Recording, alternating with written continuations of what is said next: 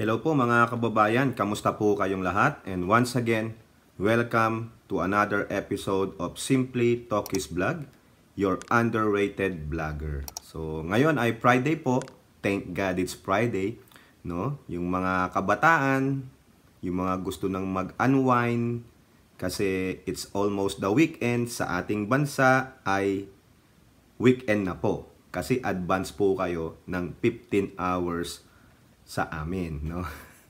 Dito po sa West Coast ng Amerika, 15 hours. Pag sa East Coast naman, 12 hours.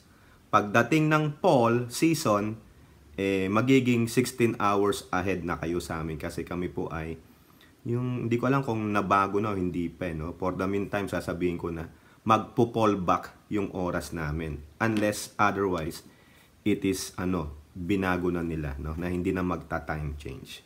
So, eto po tayo. Once again, thank God it's Friday. Malapit nang mag-weekend yung mga tatrabaho po kahit papano. Yung mga nagpa 5-day work po na Monday to Friday, may pahinga po. At eto naman si Talkies, patuloy na magbibigay sa inyo ng mga balita, magbibigay ng opinion at reaction. Ngayon, depende na po sa inyo paano nyo po i-receive yung ating sinasabi, no? Kung hindi maganda sa inyo, pasensya na po. At kung makatulong naman sa inyo, praise God. At medyo nakapaghatid tayo sa inyo ng balita. At disclaimer na rin, kung makaparinig po kayo ng masasamang salita, tulad ng may pagmumura, ako po ay nagpapaumanhin na po. Hindi na po mapigilan minsan. Mukhang pag pinipigilan po, lalo pong umaalagwa. So, ialagwa na natin, pakawalan na natin para po tayo ay hindi mahospital. Ay, alam nyo naman, hindi po tayo bumabata para po tayong parmasya dito sa aming tahanan. Ito po, katabi ko, mga gamot-gamot. Inihahanda ko po yung gamot ko, lalo na sa pang-high blood kasi baka ako ay, alam nyo na, pag hindi nasabi, ang dapat sabihin, baka bigla tayong tumawag ng 911. Mahirap naman po. At kung inyo pong mamarapatin, ako po ay magpapasalamat sa lahat ng channel members natin. Salamat po sa 10. Yung 10 ay patuloy po na hindi bumibitaw sa ating channel. Salamat po at patuloy nyo pong ine-extend ang inyong channel membership. At doon po sa mga gustong magpa-member, napakababa po niyan, 99 cents po, no? At maraming salamat at God bless all po sa inyo. Sa mga supporters natin, sa mga classmate natin, sa mga video premiere like this one, maraming salamat po sa inyo. Pasensya na kayo kung minsan wala tayo sa premiere, either may ginagawa po tayo, busy, o di kaya tulog na. Pasensya naman po, pero nagpapasalamat po ako at tinatambayan nyo po yung ating premiere, no? Shout out kay Tatay Jack, no? Isa pong magaling na political analyst yan, vlogger din po. Si Carclea, C-A-R-C-L-E-A, no? Vlogger din po yan. Yung The Nomads, no? Hindi ko na po babanggitin yung mga YouTube channel nila kasi hindi naman po political. Baka po ako'y mapagalitan naman itong mga aking mga brothers and sisters from another mother. Sasabihin, Kuya, ang kulit mo, ang tigas pa ng ulo mo. Uy, pasensya kayo. Ganyan talaga ang kuya nyo. At ganun din po kung yung mamarapatin, no, pasensya na po, no. Ipro-promote ko lang po itong negosyo ng pamilya ng inaanak namin, no, na si Master Puge. Meron pong silang negosyo sa Pilipinas, yung mother niya po, no, na na-feature po yung kanilang produkto sa isang show ng GMA7. Sa Facebook page, tignan nyo na lang po yan, Gina's Homemade Kakanin. No? Kung gusto nyo pong bumili, gusto nyo po silang tulungan at suportahan, nandyan po sa baba yung address, saka yung telepono. No? So, try nyo po, no? Hopefully, masiyahan kayo, no? At ibigay nyo po kung ano po yung inyong, kung matitikman nyo, no? Bigay kayo ng inyong parang Yelp, yung mga ratings, comment, no? So, ang ating pong pag-uusapan, mga kababayan, ay ito pong magandang ginawa na naman ng ating administrasyong Marcos, no? Ito po ay sa usaping bigas. Tandaan nyo, sinabi ko sa inyo last time, kailangan mabilis, maragsa ang pagbigkas ng bigas, huwag malumanay. Kung maalala nyo, nagbigay siya ng sako ng bigas sa Zamboanga. Yung pong nahuli nila, yung mga nag-smuggling, so pinamigay na po yon doon po sa Zamboanga at nagbigay pa ng mga tulong. At dito, no, isasama po natin ang 10-minute video ng Pangulo sa kanyang talumpati dito po sa bayan ng Cavite. No? Bigay ko lang sa inyo yung title dito sa Politico News. Ayan po ang sabi nila, Marcos distributes SIS, no, smuggled rice, cash aid to farmers in Cavite. So, sabay-sabay po nating panoorin. Hindi ko na po isasama yung pagmumukha ko dyan sa video. So, para at least makita nyo po ng buong buo ang ang ating rockstar na Pangulo. Okay? Let's go! Kaya po, isang malaking karangalan sa inyong lingkod ay pakilala, mga kababayan, ang Pangulo po ng Republika ng Pilipinas, His Excellency Ferdinand R. Marcos Jr.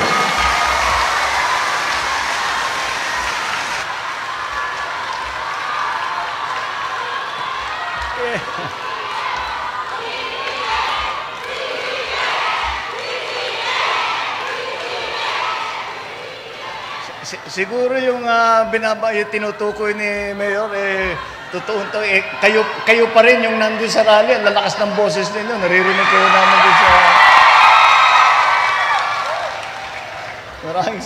Maraming salamat ang ating butihing alkalde ng lungsod ng Gentry, Luis Ferrer, at nandito rin po ang inyong gobernador. Nakita nyo lang, si Gov Pogi, naghihiyawan na kayong lahat.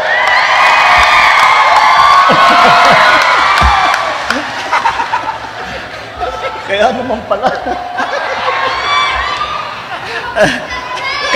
kayo lahat ng mga beneficiary ng pantawid, ng 4-piece na ating yung listahan na ating ginamit para dito sa ating pamimigay ng ng bigas.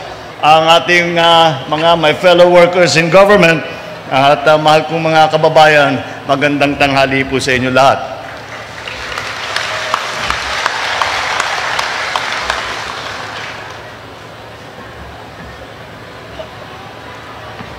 Bilang Pangulo at bilang kalihim ng kagawaran ng agrikultura, nais kong bigyan diin ang aming hangarin na mas masaganang buhay.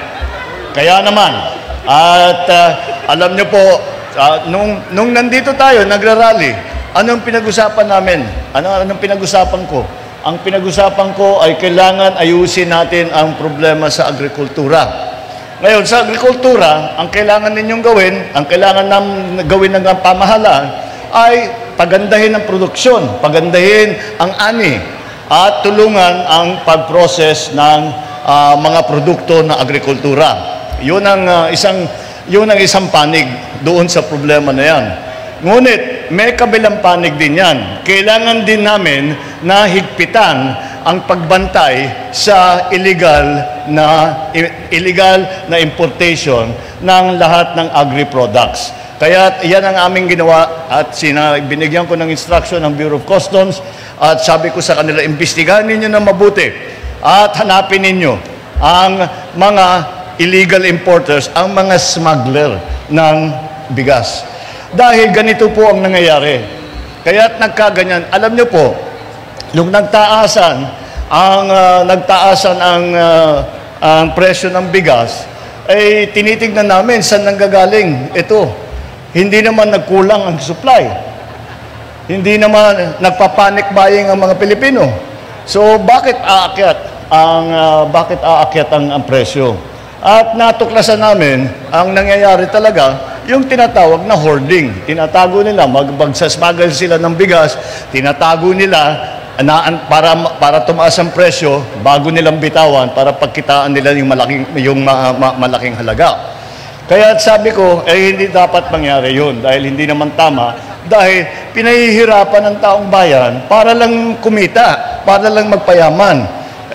Naghihirap na nga lahat, tapos ganyan ang gagawin pa. Kaya sabi ko sa ating mga ahensya, lahat ng iba't ibang ahensya, tignan ninyo ng mabuti at maghanap kayo, tignan natin, tiyakin natin na yung mga smuggled rice ay mahanap natin. Dahil ito ang dapat nating ibigay sa taong bayan. Ngayon, yun na nga nangyari. At nag-imbestiga, marami na po, siguro nababalitaan naman ninyo, na merong marami na yung nahuhuli, marami na yung nakikita, medyo natigil ang mga smuggler. Siyempre, sumusubok pa rin yan, pero binabantayan namin ang husto. Itong batch na ito, ang nahanap ay 41,000 bags ng 25 kilos ng bigas. Ito yung pinamimigay natin ngayon. At sa 41,000 bags na yan, ay sabi ko, ibigay na natin sa tao. Kunin na ng gobyerno, ibigay natin sa tao.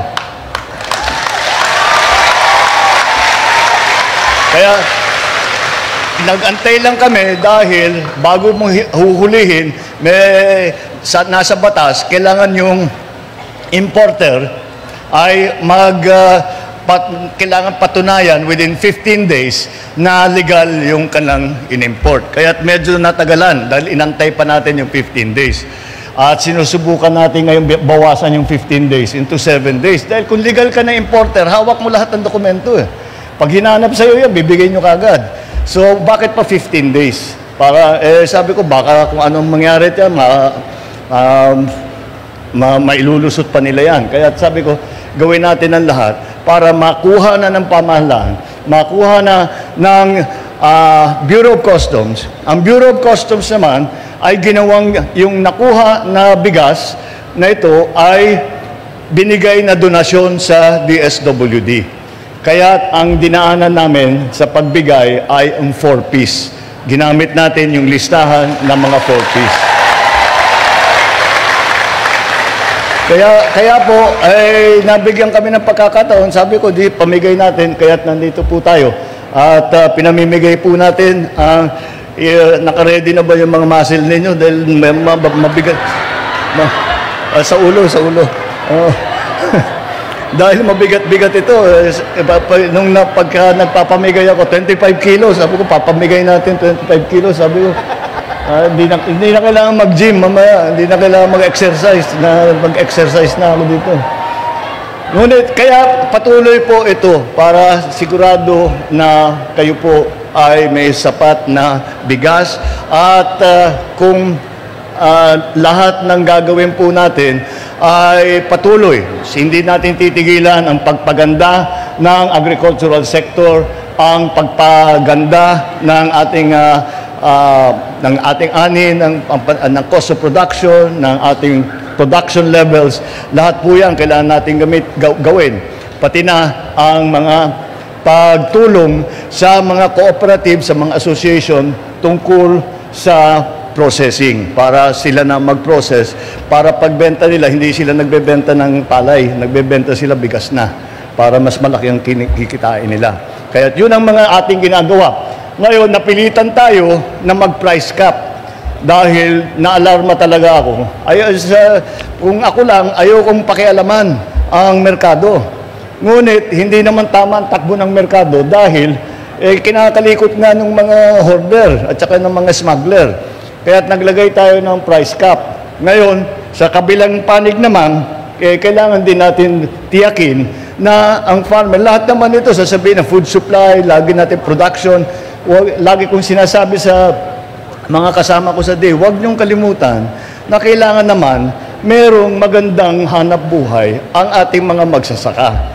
Kaya ang ginawa namin ay tinaas namin ang buying price ng NFA sa wet and dry palay.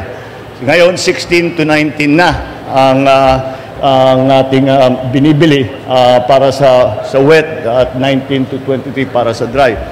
At yan po para naman natiyak at 14 pesos ang cost of production ngayon. Sa 14 pesos, palagay ko meron na silang makukuha dyan, meron na silang magagamit na bumabalik sa kanila.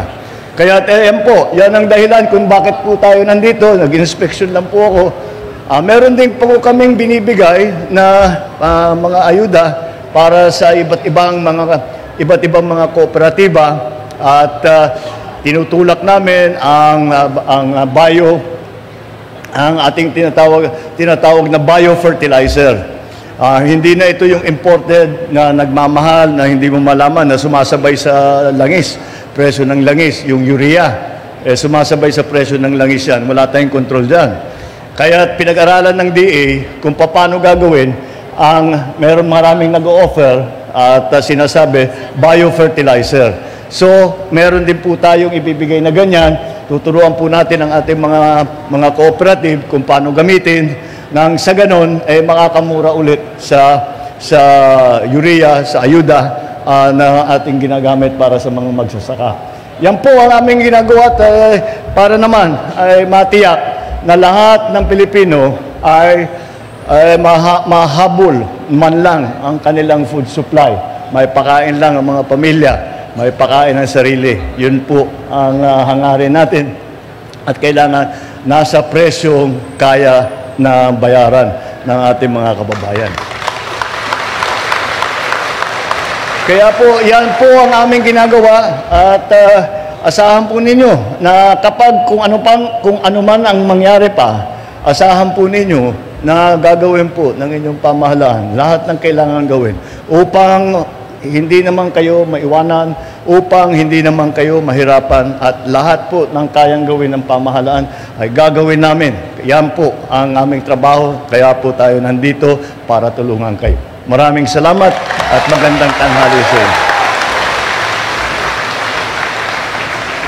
So yan po, no, mga kababayan, nakakatuwa po, no? Nakakatuwa na makita itong mga kababayan natin na Caviteño, no? Mostly of them are poor piece, no? Talaga pong mga mahihirap, at least kahit papano maiibsan yung kanilang pangangailangan, lalong-lalo na po sa number 1 staple food nating mga Pinoy na bigas. Kasi sa bigas, kung wala kang pang-ulam, mag-asin ka dyan. Di po ba? O kaya magpatis. Diba, paano pag wala kang asin at patis? Di kanin na lang. May lasa din naman yan. Di po ba? At least, kanin, pabigat sa dyan, carbo. No, makakatagal ka na dyan siguro ng half day kung gaano karami o kaunti ang kinain mo. It depends on the volume. Pero, number 1 staple food, pagkain kanin. No? Kaya, ano yan, no? Napakaganda. At nakita nyo pa paano magkamayaw yung mga kababayan natin.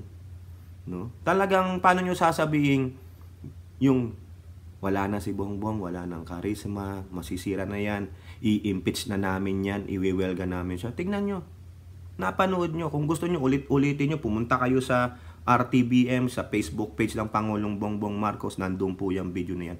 Pinutol ko lang kasi sobrang haba po. Gusto ko lang ipakita sa inyo yung paano siya tanggapin, isigaw yung battle cry noong campaign. BBM! O, diba? Yung iba, BBM! Whatever. Diba? Kaya yung mga losers dyan, no? Dapat yung tulad nila Hitad, si Chong, yung kakampi nilang general, si Bagoong Lipunan, saka yung mga minions nila na nagkalat sa FB, magpatatak po kayo sa noon ninyo. No? The scarlet letter. Ano? Letter L. Losers. Letter L. Kakampi ng mga losers. Ano kaya ang ng kakamping? Ano ba ang... Kasi si Pangulong Duterte, ganon. Si Pangulong Marcos, peace. Yung mga LP, losers. Yung kakamping, ano?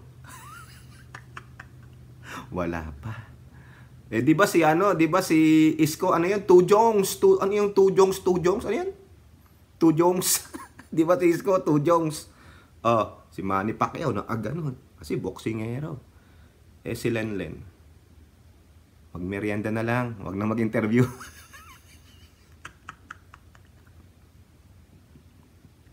Kakaya na. O di kaya yan, no, yung picture. Ay, sorry naman po, Attorney Lenny. Sarcasm lang po, ha, sarcasm. Sorry naman po sa mga kakamping. Gawa naman kayo ng kung ano yung inyong gustong ipakitang logo, yung ganyan, yung ganun. baka naman biglang may tumaas ng ano, alam nyo na. Ayaw ko na pong itaas, gumagano.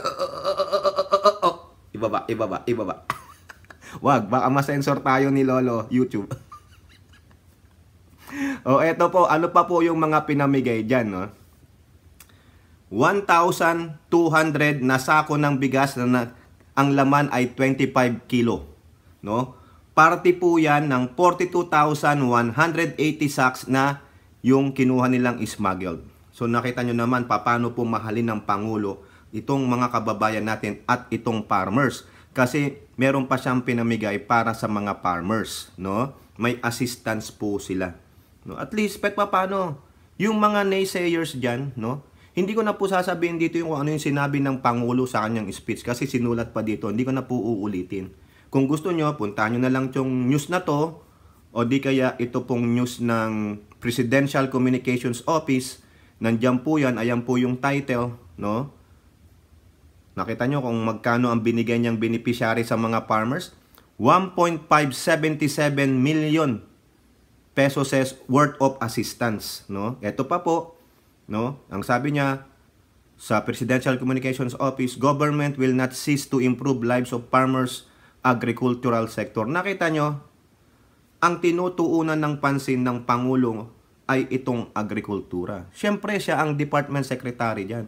But it's about time para sa akin na sa tagal ng panahon na disregard ang mga farmers, which is the very people, no, na siyang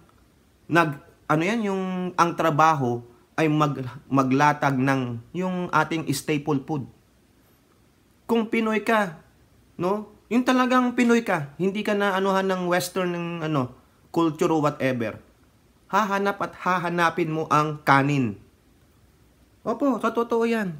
Ako nga, tinatry kong huwag kumain ng sobrang kanin. Sabi sa akin ng doktor ko, huwag ka nang mag-white rice, brown rice ka na lang. Putik, Pinoy ako eh. Alam nyo yung panlasa ko, yung dila ko, nasaan yung kanin? Kahit na konti lang, kakanin ako. Kasi yun tayo eh. Pinoy tayo. Hahanapin yun. Kahit nasabi nyo, ay magsasalad na lang ako. Putik, pag nakakita ka dyan ng mga katabi mong lumahalapang ng kanin, marang, tapos ikaw nagsasalad. Ano ka, alien? Pasensya naman po hindi ko po kinukutya yung mga nag-aano ng salad. Alam ko, healthy kayo. Eat your greens. Ako, eat my rice. Nilabag ko na yung ng doktor ko. Bahala kayo dyan. Sabi ko, at least mamatay man ako. Pag tinanong ako ni San Pedro, anong ginawa mo sa kanin na binigay ko sa'yo? Nilapang ko po. O sige, go inside. Diba? Siguro, ano lang tayo Gino-joke ko kayo kasi masaya po ako kasi dito sa ginawa ng Pangulo. Para sa mga porpies, para sa mga farmers, which is about time na talagang pagtuunan natin ng pansin. Ang tagal na pong panahon yan. Nabaliwala po sila nung after na lumayas o pinalayas ang mga Marcoses. Naitsupera po sila. Yan nakita nyo? Instead na sila ang mayaman, sila po ang salat na salat. Kabilang pa yan sa mga porpies, tingnan nyo. Kaya dapat talagang pagtuunan. No? Kasi yung dating administrasyon ni Pangulong Duterte, ang pinagtuunan ay peace and order. Huwag nyo nang haluan. Kung ano man yun, kayo na yun. Hindi ko nahahaluan nung sinasabi nyo na hindi yun ang usapin natin, Mamaya, pwede kayong bumatikos dun sa usapin na pag dumating tayo doon. Okay? So dito, yun lang ang sinasabi ko. Hindi nabigyan ng pansin kasi peace and order. Alam nyo na kung ano yung peace and order. Kung ano ang kaakibat ng peace and order. So ngayon ito, medyo maganda ang peace and order, tinutuloy ng DILG, tinutuloy ng DOJ, maganda yung panuntunan. So ito, lahat ng sakop ng agrikultura, pinagtutuunan ng Pangulong Bongbong Marcos. At kaakibat niya ang kanyang pambansang ate. Yun lang po yun. Si Sara Duterte, iba rin ang niyan, advocacy niyan. Diba? Peace and order din siya. Hayaan nyo na yun. Dito tayo mag-focus kay Pangulong Bongbong Marcos. Kung may magandang ginagawa ang Vice President, why not? Natin. So, parang naman, di man sila nagkokontrahan, Okay?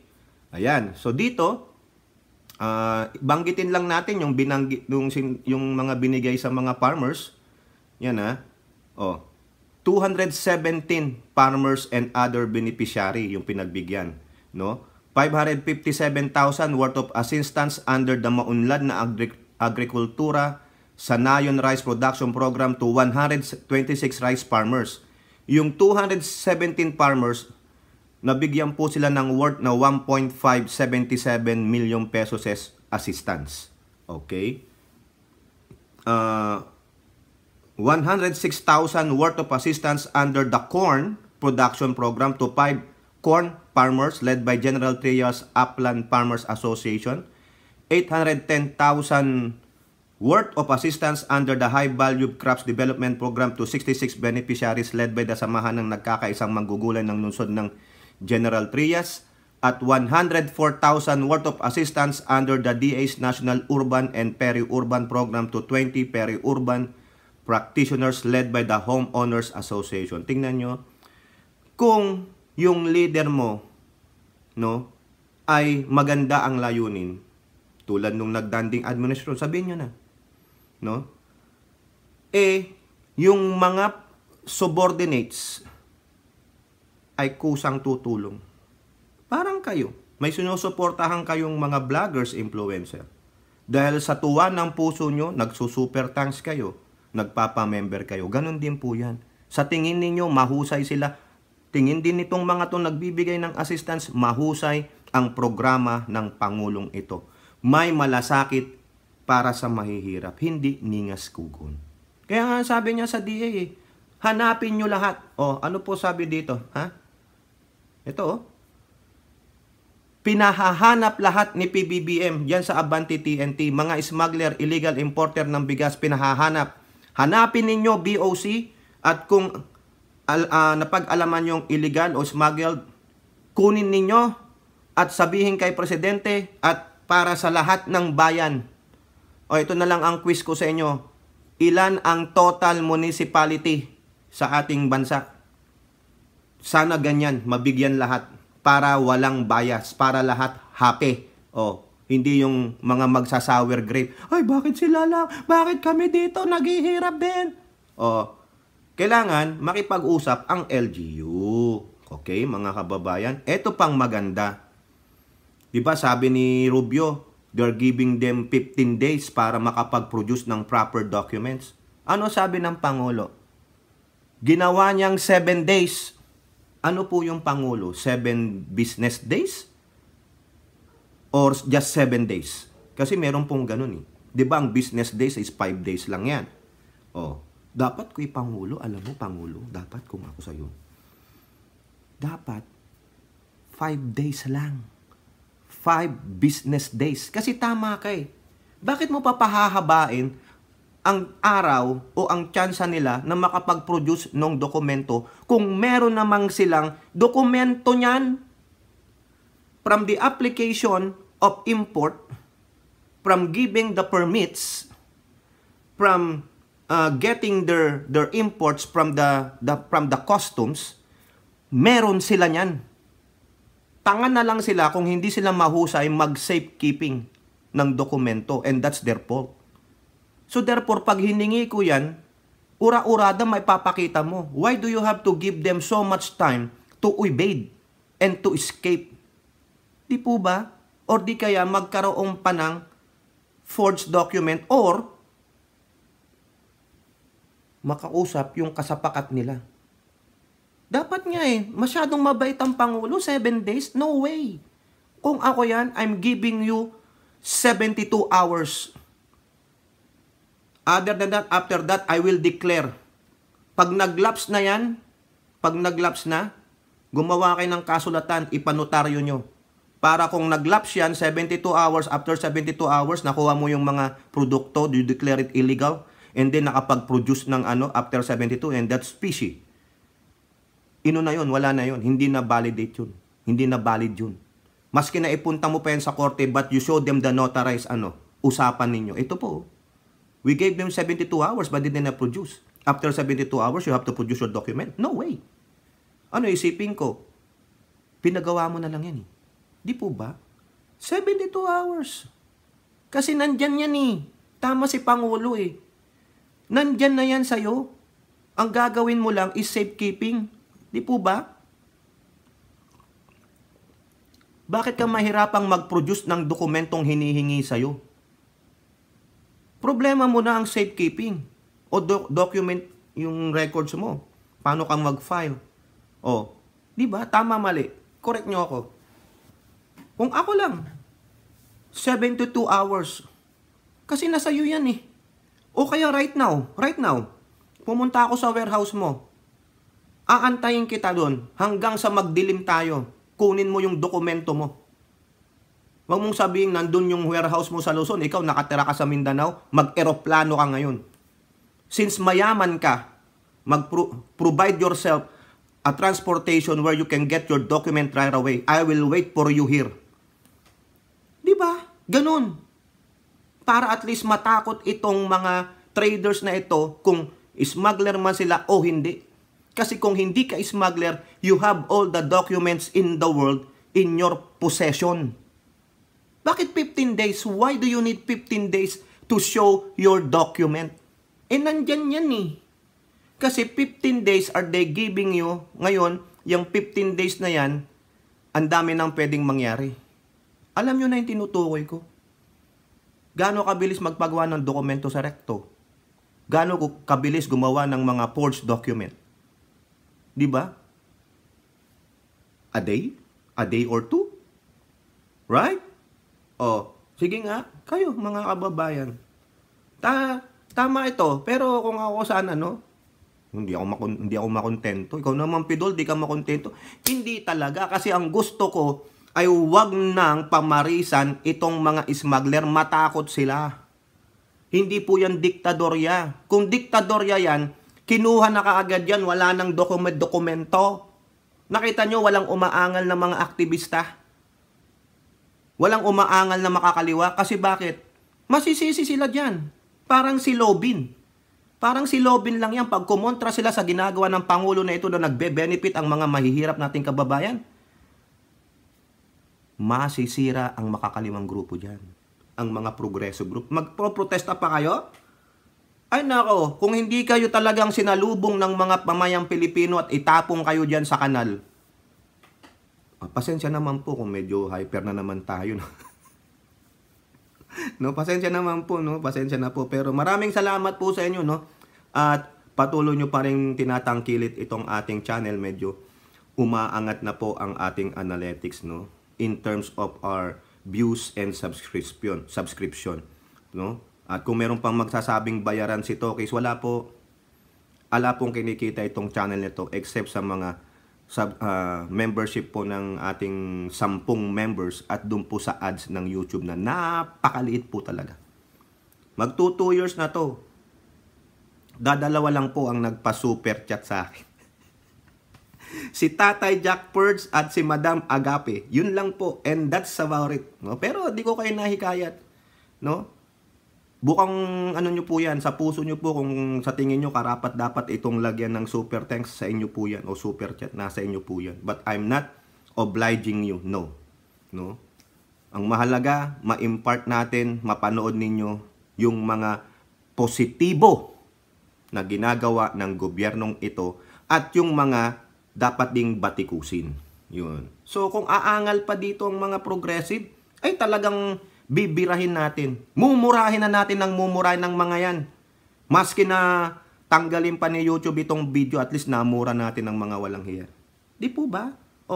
Palakpakan. Pangulong Marcos sa BOC. Oy, NBI, ayusin nyo. At kay DOJ, Rimulya, ayusin mo. Kailangan may mapakulong kayo dyan na smuggler dyan sa Zamboanga. O kamusta naman po yung sa Bulacan? Ilang warehouse yon? Ay, speaker, ilang warehouse yon? BOC Rubio, warehouse sa Bulacan yung inaantay namin. Ilan yon? Nilagyan nyo pa ng tarpaulin. Nakapag 15 days na ba yung mga yon? Sobra na Diba? Sino pa? Yung customs, ayusin nyo Rubio, ayusin mo yung sarili mong department. Marami dyan. Yung mga pailalim, Kayo may scrutinize talaga kayo. O, pasensya naman po mga kababayan, humaba na tong video natin. Pero masaya po kasi ako.